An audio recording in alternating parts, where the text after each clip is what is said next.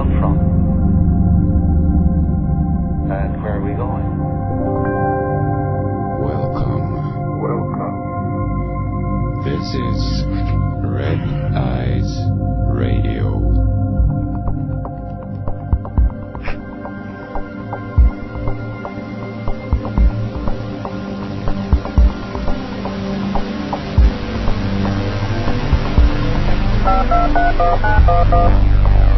Alright, welcome back my friends. This is Henrik Palmgren, your host, coming to you live from the windy west coast of Sweden. Thank you for tuning in to bbsradio.com. This is Red Eyes Radio. And don't forget to check out our website. It's red-ice.net.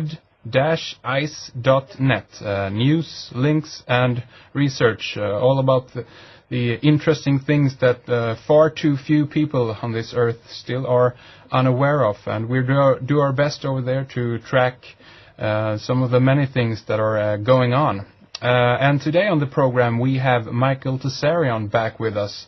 We are going to conclude this 6-part series that we have been doing here on Red Ice Radio. And this of course also means that this is our last contest. So stay tuned if you want to get your hands on the remaining DVD from Michael Tsarion's brilliant series Origins and Oracles.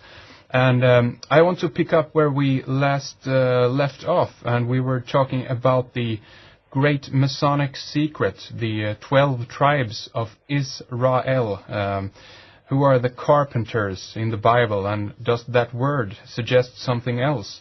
And Michael also briefly mentioned Sarah, another name or another title. What's that all about? So there's a bunch of material to get to. So let's bring on our guest and get this show started. Welcome back, Michael.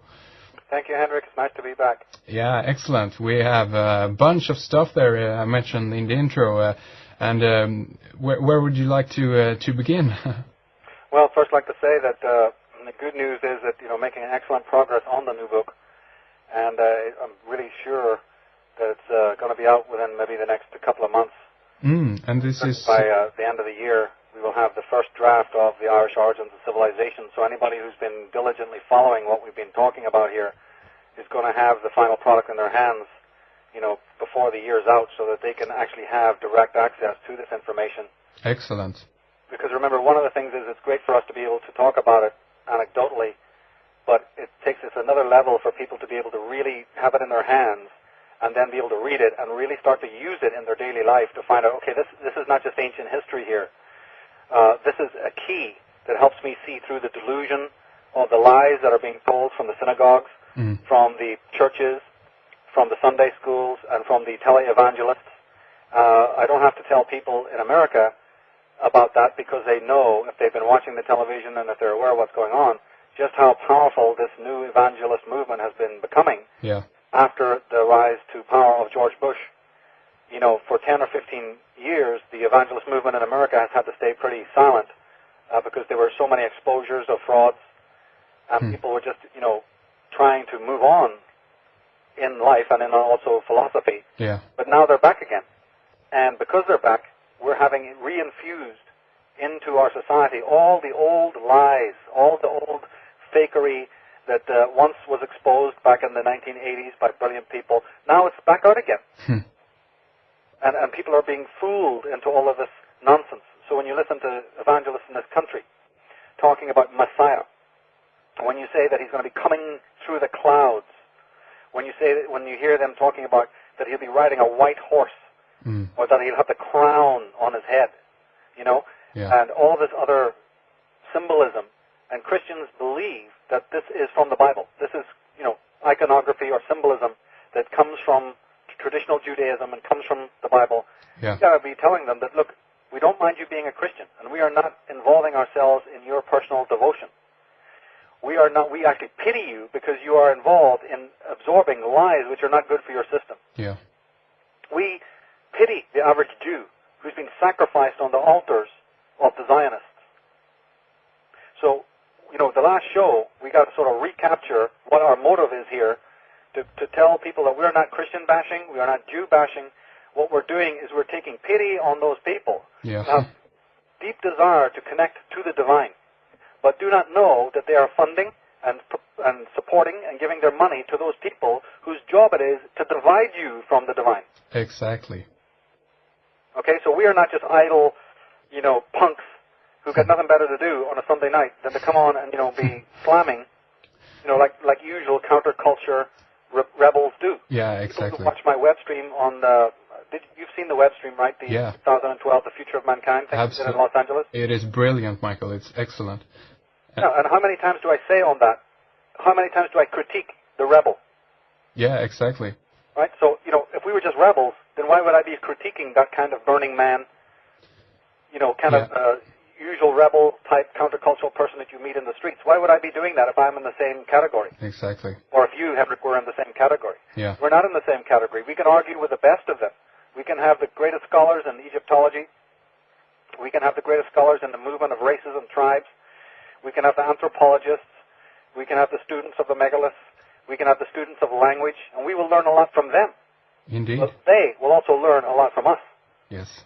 Because we have observed that which is out of the box. Our thinking is out of the box. And a lot of times these other people's thinking is not out of the box. It's a regurgitation of what they've learned from within the system. Yeah. Now, when people are holding the Irish origins of civilization in their hands, it's going to be the same thing is happening to them when they held Atlantis, alien visitation, and genetic manipulation in their hands. Yeah. You're going to be reading a book by somebody like them, who's come, from the streets, who's made a thorough research all his life, all of these subjects, and who's come to conclusions which are radically different than those conclusions which, thinking in the box brings you. Yeah. Oh, excellent. Yeah, it's going to be great to get a copy of the book. I got to buy it because it's I've been following your works now for so long, and it feels like it's you're taking it to new levels all the time. So it's going to be fascinating to see it. So great. I'm glad to hear that it's going well. Well, I'm a big fan of that. The old stuff. If something's been put down in a book form or something's been put down on a CD or DVD, then leave it there and move on, add something new. So this is just as like everything in life, the human mind must continue to explore. I don't have all the answers, so there's constant exploration. Yeah. And I don't know if you know this, but I have contacts throughout the world who send me a lot of material that I use in my books. It's not just me, it's working this stuff out. I get emails from people who have this, who've also been researching this all their lives from Australia and from Scandinavia. Yeah. From Finland, from different parts of America. People have had little pieces of this, but they haven't known what to do with it because they don't have the whole time to do the rest of the study. They hear me, and they say, hey, Michael, we could use this. And then it's collaborative. What I'm trying to say is that this work is very much collaborative. And also about people like yourself, taking it seriously and then giving the window of opportunity to go further and broadcast it. Again, that would be more limited. Yeah. Michael, you're from my part here. You're breaking up a bit. Can you hear me? Okay. Yeah, I can hear you fine. Okay, so if I go blank here, just carry on. We're going to try to figure out on our end if there's something we can do here. But let's go into the topics and we as I said, we mentioned last time the great Masonic secret and the 12 tribes of Israel and the carpenters and. Even Sarah, that name, and is there something here you'd like to begin with? Yeah, well, what we have to understand is that the Bible was written, many people know that the Bible has some sort of coding in it. The people who studied the Dead Sea Scrolls discovered that the Bible, the Torah, the Talmud, all of these scriptures contain code. People who've been into numerology have discovered that there's numerological codes. Other people who are into symbolism have discovered that there's kind of cryptic, symbolic, almost Kabbalistic, meanings in the Bible that, are being brought to light. Yeah. So, and I agree on the same thing. What I'm trying to say is that these names, even the people in the Bible, most of them did not exist. Most of the events that are portrayed in the Bible didn't happen. The Bible was written hundreds and hundreds of years after the events that is said in the Bible happened. Hundreds of years after those dates is when these things occurred. We also know that the Bible was written in Rome, or at least the compilation of the Old Testament and the writing of the New Testament was under the auspices of Rome. Yeah. So then why would the Romans and these people be interested in old world personalities? What would have fixated them with all of their gods and all of the 100 cults stop here and say that you can get online and you can buy books on the 100 cults of the Roman Empire. Yeah. There's books even with titles like that, with all of the different cults that existed in Rome and in Greece Yeah. and in Phoenicia and all over the world. What on earth would possess Roman scholars like Paul and all of the people backing him to be interested in some wacko-jacko Middle Eastern hodgepodge, totally incomprehensible, complex, you see, Yeah. Jewish mythology? Yeah. Well, my answer to that, Henrik, is nothing would have possessed them to be interested in that. That's later on, we have our focus being artificially directed to the Holy Land, to this man Jesus, and to his, disciples and their strange wanderings Yeah. around these cities that, didn't even exist. And when the Dead Sea Scrolls were dug up, they don't find a single mention of Jesus or his disciples or any of these events. When they deal with all the historians, both Jewish and Roman at the time, who were meticulous in their details of everything that happened, in the chapters where they're talking about the Middle East, they don't even mention Judea, let alone mention Jesus. So when you're reading about these characters, especially in the Old Testament, you have to realize that these are not characters who existed during the time that we're told that they existed. Yeah. They're not even characters that existed at all during the time that they said they existed. Once that is made clear, then we can move on. And then what you discover is two things. There's two main theories. I have to explain this because I come out on one side of the dialectic that I'm going to explain. Okay. It is now concluded, or most scholars are now looking into these two possibilities. One is that they think that the characters of the Bible, that's both the New Testament and the Old Testament, are analogs to Roman families who existed at the time. Okay, like Titus Yeah. and Vespasian Yeah. and the Herods. And they say that the Jesus Christ, you see, comes from that milieu. He comes from the royal families of Judea. Yeah. He was a person who had political, standing as a rebel leader or what have you. The whole story is that, yes, they did exist, but not in anything like the way it's described in the Bible. So we have to revise that. These are people who came from within the royal elite families of Messianic Judaism and also from within Rome. And it's a matter of decoding these names so that people can understand that these are like figures on a chessboard or like pictures in a silhouette movie in which these are, puppets. Yeah. And the names are slightly changed. So could it be that Joseph of Arimathea is really Joseph ben Matthias of the house of Maccabee? The famous royal family of Judea, you see? Matthias, you just change the words a little bit around of the Jewish Matthias, and you get Amathea. Yeah. All right? Interesting. Now, you see, people need to listen to this very carefully, because if you do something like that, and it does start to sound legitimate, my goodness, you've just written vast amounts of history. Yeah, indeed. And Henrik, they do say that Pontius Pilate's wife was a sympathizer with Jesus. And was a closet Christian, do they not? Yeah. You see, they do talk about that in Jewish law you can have a substitute to go and die for you rather than you go to die. If you're one of the elite families, that's when you have that whole story that Christians will recognize of the Roman procurator saying that, hey, Jesus, asking the Jewish people, do you want Barabbas instead? Yeah, yeah. And later people have found out that Barabbas is just a word meaning son of the rabbi. So the Bible is full of hints and codes and nuances. Yeah. And people have a healthy interest to find out maybe we're being told something about the political wranglings of the time. Yeah. And that it's a much more interesting story to decode the characters and find out who their analogs were, who was really saying what. And there's great scholars that I hope people will read, like Joseph Atwell and Tony Bushby. People need to research these people. Yeah. Then there's another theory that we've been going into in the last 6 programs, which is that, look, okay, these characters did not exist in the era AD when we're told, between AD 0 and AD 40, but maybe some of them appear to be based on characters 1,400 years earlier. Yeah, yeah.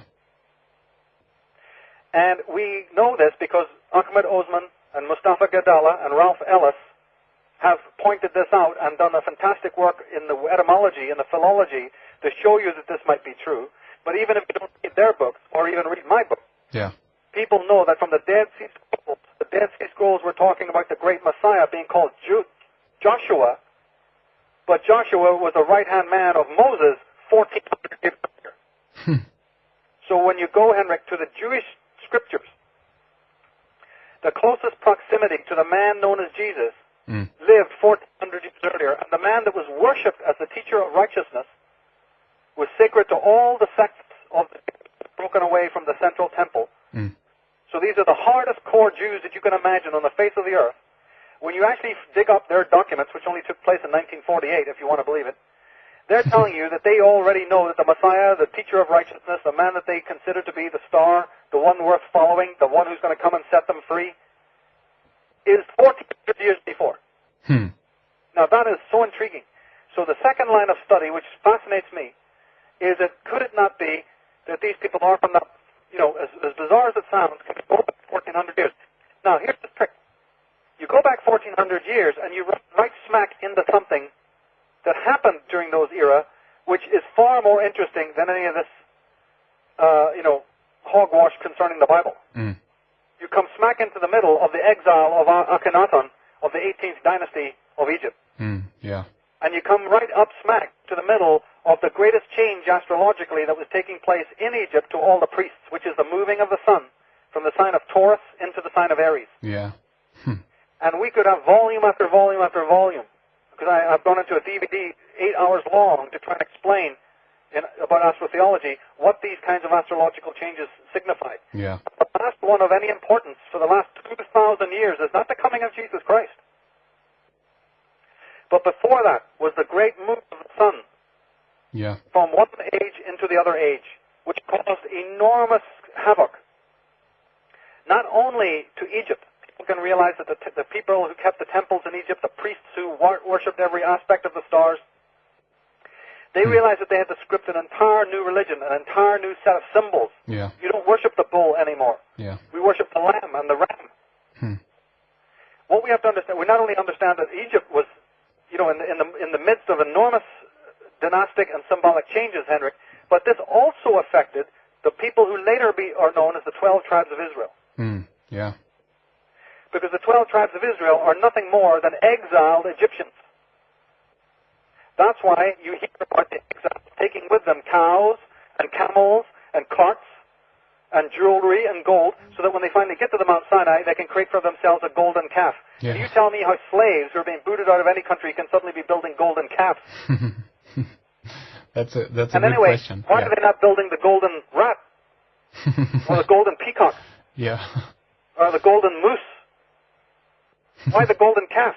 It's because just like they're telling you in coded language in the Bible, these are people who are backsliding from the worship of Aries, which is what Moses, Akhenaten wants them to do, but he's up on the mountain talking to God. What do they all do? They all backslide and go, listen, we're finished with this lunatic.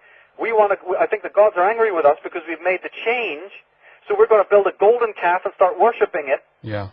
Because we want to go back to the old cult of Amun-Ra, the bull god, which has been worshipped in Egypt for for thousands of years. This is the god that matters. This Akhenaten and his madcap god, I think we're getting into trouble.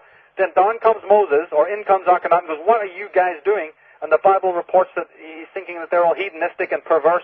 That's not true. The perversity is in the fact that they've gone to re-worship the old gods, and compels them, forces them to obey the astrological change. And Michael, does this connect to Mithra and is it Nike slaying the bull? See, Mithra, the cult of Mithras, which is always told to us as a Roman cult, is the cult of Aton in between. In between the time that the cult of Aton were exiled to the time that they became well in with the Grecian royal families, the rich families of Greece, and the rich families of Egypt, they spawned, and when I say the word spawned, I mean that means created or gave birth to. They spawned other cults. And they hid behind these cults because they couldn't have any Egypt anymore. They didn't have their own churches anymore. And they weren't really ingratiated yet into the mainstream of civilized society yet. So in the meantime, what you have is these priests of Aton, who had a lot of influence, gave rise to many of the other cults that were Egyptian in imagery, or they were pan-Egyptian, but also slightly monotheistic. They were pantheistic. And the cult of Mithra, I believe, is a cult of Aton front. Interesting. that helped them to get involved in Egyptian society. It was probably already created by some Roman cult, but it was infiltrated by the cult of Aton, who gave it a pep. And since they knew that a lot of Roman generals and Roman procurators and Roman senators and Roman officials were involved in these cults, the cult of Aton, I believe, infiltrated itself into many of these Roman cults that had prestige.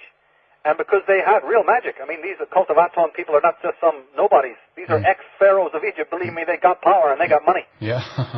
You know, they may not be sitting in Egypt anymore, but these people are incredibly powerful. They have the wealth of thousands of years of Egyptian scholarship behind them. They matter. Yeah.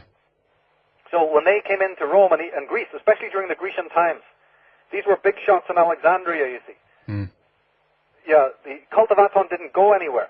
So it hung around on the periphery. And then when Egypt basically fell during the time of the Greeks made friends not with the Ammon cult. The Greeks were not big friends with the Ammon cult and the regular Egyptians. They were in cahoots with the Atonists. Yeah. Because the Greeks needed somebody to run the wheel in Alexandria and the countries that they conquered in the Middle East. Yeah. So they gave it to the people that are called the Jews. Everybody knows in Jewish history that the Jews ran Alexandria. Or at least we're saying the people that think that they're Jews today, their ancestors, they think they're ancestors. What that really is telling us is that the Israelites and the Greeks were very good friends. Okay? Yeah. That's why it is known that in those days, Henrik, most Jewish families called their son Alexander. Yeah. I don't know if you know this, but it was a habit in Hellenistic times for a Jewish boy's middle name or first name to be Alex. Interesting. Or named after one of the generals of Alexander. Because they had such close rapport. This is something that a lot of history doesn't go into. Yeah. Now, if we backtrack to say, who are these Israelites? We know that these Israelites came to Mount Sinai and that they ended up dividing. I'm saying that Ralph Ellis has proven that the division of the 12 tribes into the 10 tribes of Israel and the 2 tribes of Judah is also a division based on this astrological movement. So don't just focus on Egypt and what the Egyptian priests were doing, wondering about how to build new temples and worship new gods. The exiled Egyptians also had a schism. So when your mind goes to Mount Sinai and when it's thinking about the golden calf and the falling out of the people, that's true, that happened. The 10 tribes of Israel said, we are not interested in this super Atonist, super Aries, belligerent Martian, sun cult type of thing. Yeah. And they basically became then considered, and this is very, very important for what we're going to say in a minute. These 10 tribes then were considered lost. Yeah. They were considered anti-Jehovah, meaning anti-Atonist. Every Jew who's listening to this better listen up, because we're going to explain your Holocaust later on. And we're going to explain the pogroms. And we're going to explain why rich Jews have been putting you on the altars of sacrifice when you think that you should be exempt because you're Jewish. You better be listening to this, because we're going to find out why you would want to back Zionists who are massacring Palestinians. Are those Zionists really Jews? Let's go back into a bit of history and find out something interesting that you need to know about your Jewish history. And that is the 10 tribes of Israel who decided not to follow Aton and not to follow Moses, who assimilated into the West, who've been coaxed to re-follow those people now is a lie. Because those people said, no, we're going to become westernized. We want to move and assimilate into the Western countries and have nothing to do with this. We are Jewish by conversion, and our Bible is the Torah, period. So who are these other people that are hiding under the name of Israel, who have no business doing that? They're of the house of Judah. They're loyal to Aton. They have created the Vatican. They have funded the Illuminati. They've created the Masons, and they've created the Jesuits. And they're bringing murder and mayhem to this world, and under the name of Judaism and under the name of Christianity. When people say the word Judeo-Christianity, they got to find out, where did that term come from? When we're already told that after the Assyrian captivity, the tribes had so much antipathy, Henrik, towards one another, that 10 tribes followed Jeremiah into the west and became totally assimilated, bringing their various symbolism with them. And that only 2 tribes, those of Levi, that's where the word Levite comes from, and the tribe of Benjamin, went back, they say, to the temple and hung it out there and stayed true to the old oral tradition of the Talmud. Later became the Talmud. But what we've got to understand is this, that division between the people was not just political in nature. It was based on an astrological change. So when Jews and Christians are telling you today that they have no time for astrology, my goodness, their very origins are based in a observation of precession and the horoscopy. Yeah. Fascinating. Right. So this is where we now discover something is basically considered the ending of one phase of the cult of Aton when they divided. But your question about Sarah goes back, you see, to their beginnings. At the time of Amenhotep III, who I always consider is one of the most important pharaohs outside of Akhenaten, and by the way, for Christians who have been listening to us, and anyone else, Amenhotep III is Solomon. Yeah. Thutmose III, because remember we promised on this show to actually go into the dramatis personae. Yeah. Amenhotep III is Solomon. We stop there and we say, well then what does the word Solomon mean? Yeah. It means exactly the same thing as the word Saul, King Saul, later on. Yeah. It means son, King Son, S-U-N. Yeah, the Sun King. Yeah, of course. Yeah, Son King. Amenhotep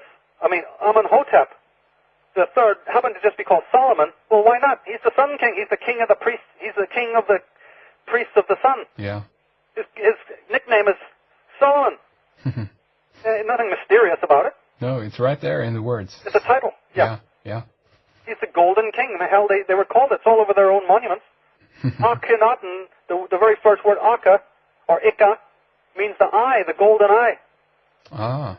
James Bond and his golden eye. Yeah. Who is the golden eye? Yeah.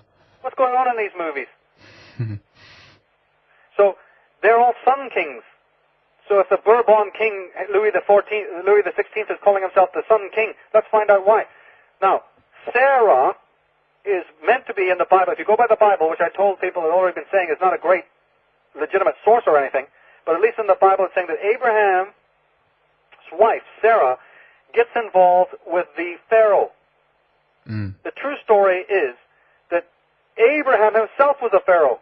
Yeah. He was the Pharaoh of the northern part of Egypt. His group had taken over a couple of hundred years before. They were very ruthless. But what happened to them was that there was a drought. Northern Egypt was hit by a very severe drought, and the waters receded. They couldn't feed their people. Whereas the waters of the Nile, they are starting in the south, down in Africa. Yeah. Further down is where the waters of the Nile are the richest and the purest and the cleanest. So the southern Egypt was not affected by any drought.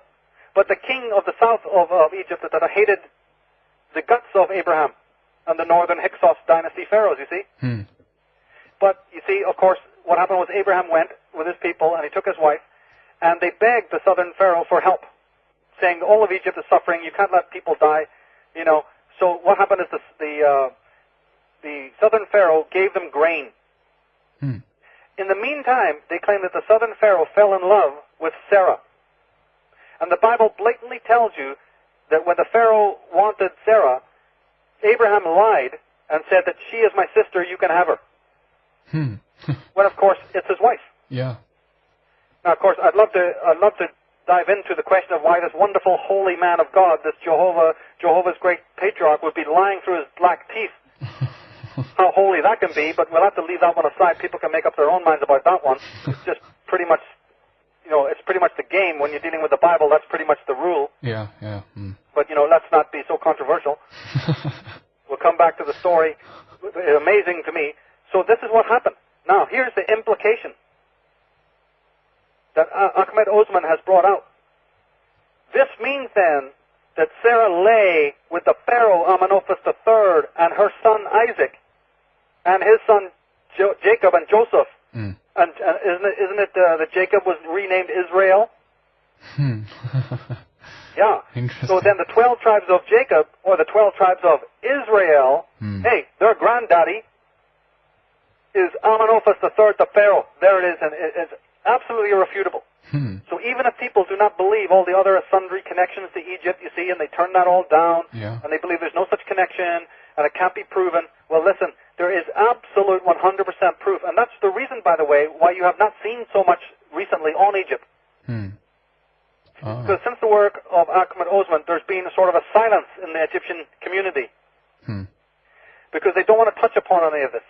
Because this man, Osman, has proven that the Yuya, the character known as Yuya, who was the caretaker of Akhenaten, his uncle, actually not his uncle, his grandfather, was the Joseph that is talked about in the Bible. Again, a descendant of Sarah and Amenophis III. Ah. Yeah.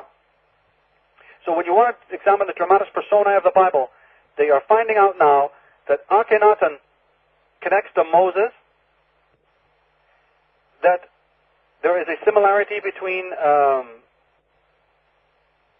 Yuya and Joseph. The words are the same, by the way. When you go back into Egyptian, the word Jacobam or Jacobam are very similar to the Joseph, who is known as the grandfather or the caretaker of Akhenaten. Michael, do you think that this kind of information that you're presenting here is known, for example, within the higher degrees of within the Masonic, Freemasonic world, so to speak? Yes. In fact, I believe that Masonry is one of its major functions. It has two major functions symbolically. One is to keep preserved exactly what we're revealing today. I can reveal this stuff because I've never been a Mason, and I've just used my own brains and my own wit to read Masonic literature, which I have a large collection, and to read, I've always studied ancient Egypt and marked these X factors. But believe it or not, the Masonic symbolism that is used, the symbol of the sun, the symbol of the pyramid, the symbol of the eagle, these are Egyptian symbols, and they are to keep that. One of the most important other roles of Freemasonic history is to preserve the teachings of the Druids. Because the Druids are older than the Egyptians. And they, in fact, Egyptian culture owes a debt, just like the world owes a debt to the Druids of Ireland, who were the first makers of keepers of civilization. So Masonry contains a great deal of Druidic symbolism that they often make you believe, falsely, is Judaic symbolism. It is Judaic because the word Judah meant a Druid. Really? Yeah, well, the word Judah and the word judge, we still use the word Jew today and the word judge. Yeah, indeed. But a judge is not a man of a race. A judge is just an extremely intelligent, articulated, matriculated person, right? Of high intelligence. So the Jew meant nothing more, and this has to be taken exactly as I'm saying it. The word Jew only meant smart man. Educated man, man from the temples, man who has the knowledge of herbalism, medicine, metaphysics, philosophy, music, and of course religion. And this gives them, do you incline here that this gives them also the power to judge other people then? Yes. All right. It means that they can interfere in their lives, both in legal, they have legal ability, they have educators, they're educators, and they're educators, you see. So yes, it meant a person of great standing who was a great person in knowledge. It's only a hijacking of words, which Conor McAdary went blue in the face, telling people to watch out for that, is that, look, the hijacking of certain terms and the misappropriation of terms. Now, Henrik, it's very easy in the AD 40, it's very, very easy, is it not, to come along to people who are poor, who are desperate, and who are conquered, scratching a living in the Golan Heights or in Galilee somewhere, and say, don't you know you guys are the descendants of the Messiah?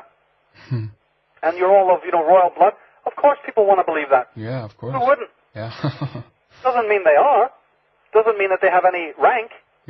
But you tell a very, very, disgruntled people who are not even worthy to be written up in even the histories, that the Messiah is going to come from amongst you. And that you're God's holy chosen people, the Jews. They don't even know how to read. You talked about this earlier. I mean, this is basically, as you said, these are, people in the fields who basically perhaps don't know what's going on in that sense, and so easy to cling to such an idea because I guess it would be very empowering for them, right? Especially if some big shot is telling you from one of your own royal families. If somebody has been employed, like we know that Josephus was a Jew who started working for the for the Caesars, so it's easy to do. So if some Herod or somebody from a semi-legitimate upper-class family who's working for the Romans behind the field, behind the veil, comes and starts to preach the fact that all you people are the holy chosen ones that Jehovah picked, 2,000 years ago, Yeah. well, you're going to believe the same thing today when you tell a Christian Jesus died for your sins. Hey, it's easy to do. Yeah. The delusion hasn't gone away, Henrik. The people are still laboring under the illusion, the grotesque illusion, Yeah. that your personal toxicity and your personal sins, that you don't have to do anything, but some other guy died for that all, and you believe it? That is Well, interesting. back then, you can come to some disgruntled people who are, being highly oppressed and who've lost their identity, who've got this complex priestarchy, who are talking endlessly about the Midrash and the Torah and the Talmud. It's so convoluted Yeah. that it's losing its grip on the people. And already the Jewish people have divided into countless sects. Yeah. There's no cohesion anymore. All the sects despise the central temple. The religion has become null and void. It has no central nexus whatsoever. So much so that the powers that be decide that they have to create a new religion, i.e. Christianity. Yeah. We can understand why all of this stuff happened. So, What the hell is going on? yeah, exactly what the hell is going on? And you think that the Council of Nicaea, I guess we briefly touched upon this earlier, but do you think that this is just kind of a renewal of this old legend then? Yes. What happened was that the high-level Levites, who are Sadducees and Pharisees, I mean, these words in the end of the day don't really mean anything, Yeah. but these very high-level families in Judea who had their eyes set on the West. Of course they had their eyes set on the West. That's where all the money was coming from. That's where all the civilized nations of the world lived. Yeah. My goodness, they've just been conquered for the last 1,000 years by either Greeks or Romans who live a high life in the West. So you're tinkering around in the devil. You're not interested in your lower class people who are pottering around fishing on the banks of the Sea of Galilee. Those are people they're like considered complete and utter, riffraff to you. Yeah. Your daughters are being educated in Rome. They're marrying Roman generals, for goodness sake. People wake up. These high-level so-called Israelite families that happen to live, if they ever did, in Palestine, the Maccabees, the Herods, and many of these other rich families that nobody ever wants to tell you about. These educated ones were only interested in ingratiating themselves with Rome. Rome is interested in doing that because that helps them to keep peace in the area by hiring these quislings to keep order. Yeah. I mean, this is simple tactics that anybody knows, that when you conquer a place, you put the rich families in there, right, and you make them privileged. Yeah, of course. It's in American history, it's in any kind of history. So the liaisons between these elite people, and I believe that on the Roman side, and possibly on the Judaic side, this is where the cult of Aton was operating. It's my personal belief that the Pisos of Rome and the Flavian family of Rome were either descended by blood from the Aton family, or at least were converts. And so they got together with the Sadducees specifically, who are recognized. Jewish people will understand what I'm saying if they've really done their homework. They'll know all about the Sadducees and how friendly they are with the Romans. Yeah. And they came up with the nexus of the idea of Roman Catholicism. And it was going to be in Rome, not Judea. If it was a purely Israelite idea, Henrik, then the church would have been in Jerusalem. It cannot be overstated why the first converts to religion are Roman, and it cannot be overstated why the first church of Rome is in Rome, for goodness sake. Yeah, exactly, yeah. Now, the way that they cover that up, because of course they know that people are going to ask these questions, when people like me, researchers, ask these questions, they always have an answer.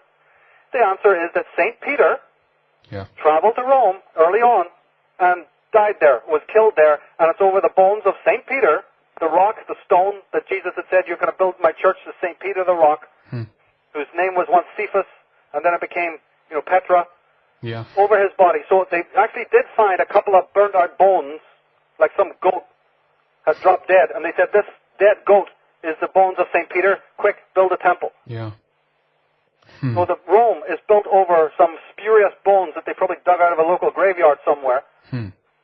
And they had all the dignitaries from all around the world come and give them billions in dollars, which I've written about on my website, and it's going to be in the new book, explaining how Rome rose. From all the chumps who believed that they couldn't get to heaven unless they had come to the place where St. Peter died. Like Jesus did say in the Bible, hey, Peter, the church will be built on you. But he didn't say they're going to come and pay money to see your bones. Jesus missed out all that stuff. Yeah. Now, here's the trick, which we've been laboring to explain. If the Church of Rome was so Judaic, then why does it not believe what the apostles of Jesus were teaching throughout the world, which is that a man goes about with no script and no purse and believes in poverty and the equality of all men? Does it look to you like Rome believes in poverty? How come it is, if the Rome is based on the old apostolic system, that they're so wealthy? And secondly, why all the regalia, architecture, symbolism is Egyptian in nature? Yeah. So if anybody had any doubt, or people like me are talking about, because I agree it is kind of convoluted, it's not taught to you in regular schools, it does sound a bit of heresy. Yeah. But then let me ask you a simple question. How come that the symbolism they're using is not Judaic, it is not of Jesus?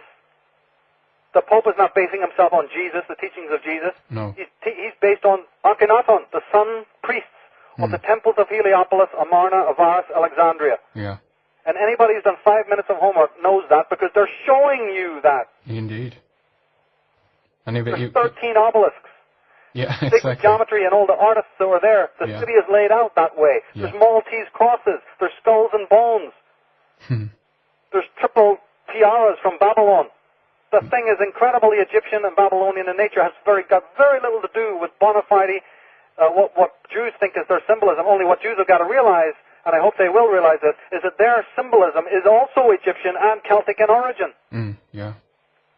And that the stories in the Bible that try to teach you, as a Jew, that it's not Celtic and Egyptian in origin, are forgeries and are created by scholars, what we call church bishops, like the Bishop of Hippo, right, that later was St. Augustine. And these people, the bishops of these places, the Bishop of Caesarea, the Bishop of Ireland, the Bishop of Hippo, you see, the Bishop of Rome, they commissioned historians to sit down and make it appear that the symbols and all the rest of the stories originated in Palestine. Yeah. Cut out all the Irish crap, cut out all the Egyptian crap, or you're going to lose your head. Yeah. And by the way, we don't care how absolutely stupid your stories are. Just make something up that works. In fact, most of them were stupid. Most of these monks who had the ability to write had not traveled anywhere, had no understanding of Egyptian history or even Jewish history.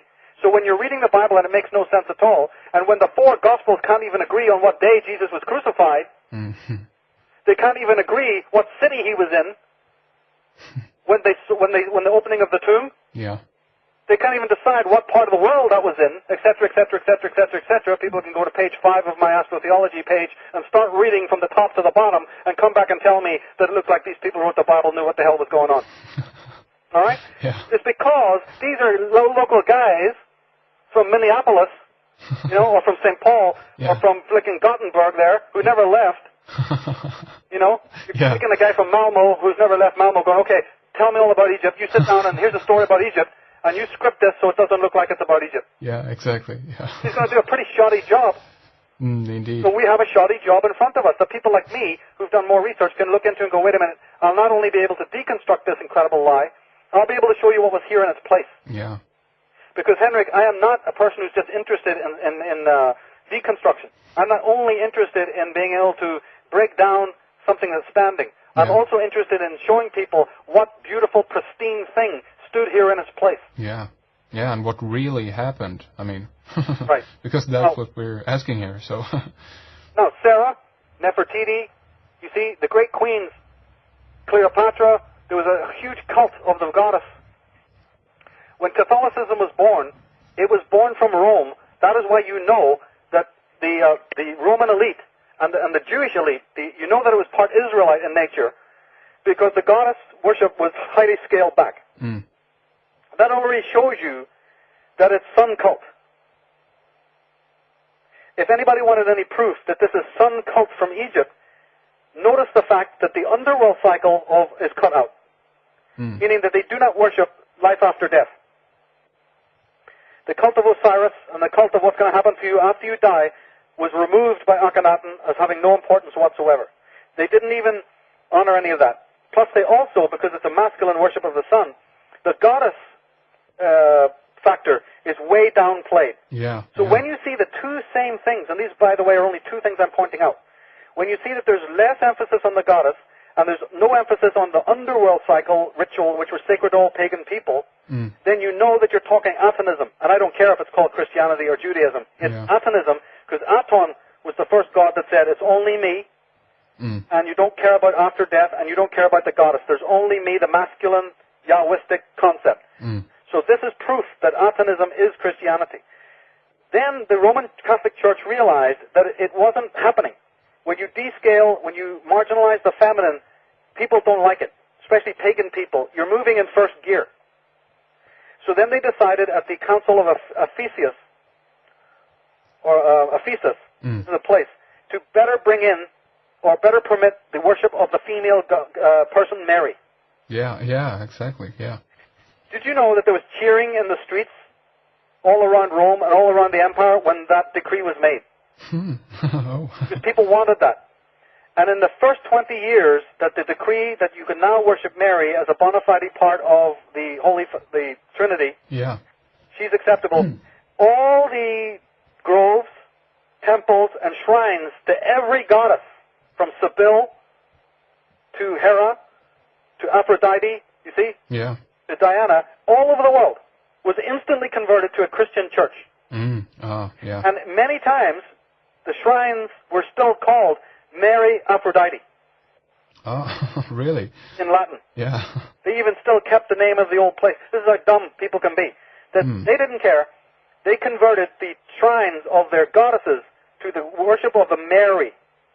So what I'm trying to say is that Rome has just got a box of tricks that it has stolen from the old Israelite pharaohs of Egypt, that it's stolen from the cult of Mithras and from Serapis and from the Osiris cult and from the Celtic Druids.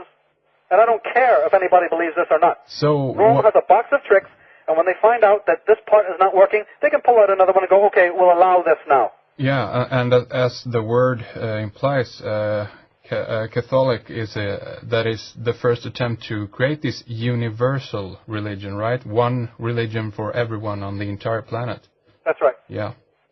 Michael, not to cut you off here, but are you ready to fire away a question for our contest before we leave today? Give me a few more minutes with that. Okay, all right, okay, sure. I had it, and I'm just looking to make sure that it's easy for people to find. Yeah, okay, right.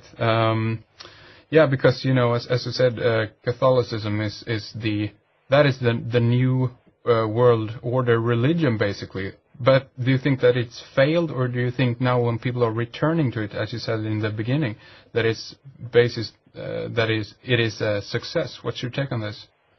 Yeah, I think it's successful. I think that, because they've put millions of dollars into it. Yeah.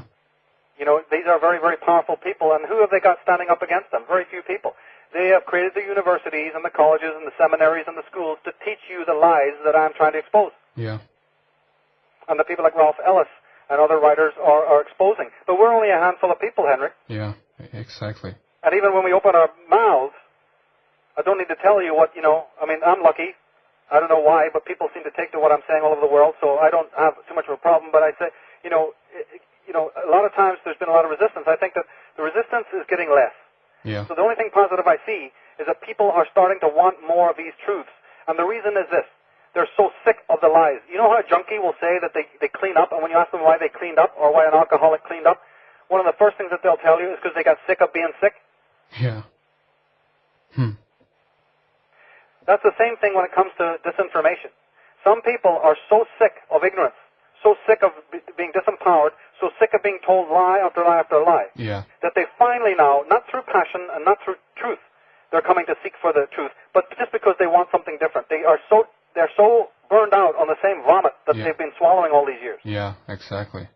That strange quirk of nature, I don't know what it is, it's a strange quirk of human fate or human nature, that you might then, come back and do some cold turkey and say, well, look, is there somebody who can explain all of this? Do you know, I was in the same boat not too long ago. Yeah. It's Jordan Maxwell, you see, and Eustace Mullins and these people who have awakened me. Yeah. Because I was in the same boat. I had no clue. I had some of these pieces because I'd been a student of goddess tradition long before this, and a student of film, and a student of symbolism, and astrology and whatnot, and I had so many parts that didn't connect. The difference is with me is that I start making notes of all of those things that didn't connect. Yeah. But you see, the great hubris, the enormous ego of these people, yeah, if you talk to them, they're doing real well. They consider themselves to be in complete control of the world. Yeah. Yeah, no, yeah.